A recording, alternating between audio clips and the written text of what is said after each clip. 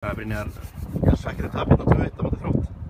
Já, mjög, sko, sem náttúrulega eiginlega stórfurðulegt eftir, ég veit, sko, einhvern fáránlegasta fyrri hálfleik sem ég hef upplifað sem knattspyrnuþjálfari. Ég hef aldrei séð svona píplagang og asnalæti að þú veist, ég veit ekki hvað það var. Það var vindurinn og aðeins mýktinn á grasinu og aðeins blautt. Við erum búin að vera inn í höll eða hvað það var. Menn voru bara eins og, ég veit, þú veist, ég bara sjálfsmarkið og þetta, þú veist, þetta var bara, þú veist, það fór allt. Það skipti engum máli hvað menn voru að gera. Það hefnaðist ekki sending.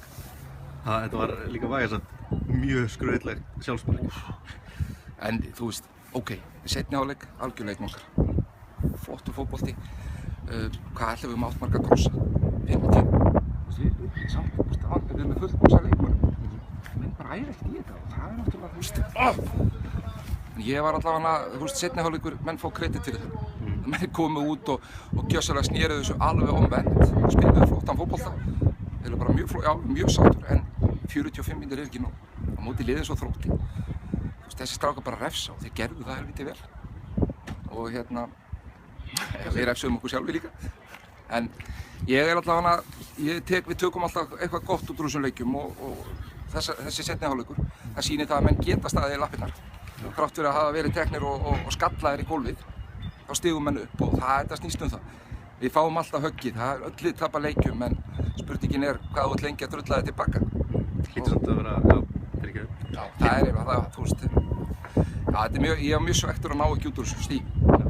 Sérstaklega, ég meina það er þessi 3 stig á milli liðanna fyrir leik og þeir eru nú verið að tapa bara leiknum bara á fyrstu 20 mínútum. Já, algjörlega, þannig sé.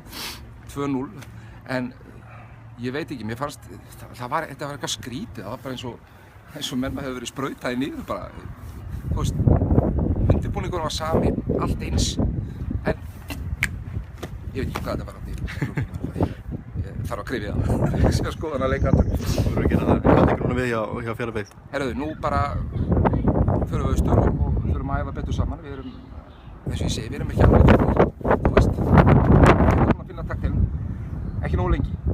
En það kemur. Og þú fara að bíða í næst, heima og menn bara út með kassan, mætu þar og rótu þá. Þið er ekkert annað? Nei, það er bara það. Takk fyrir þetta, gangið vel. Sömuleiðis.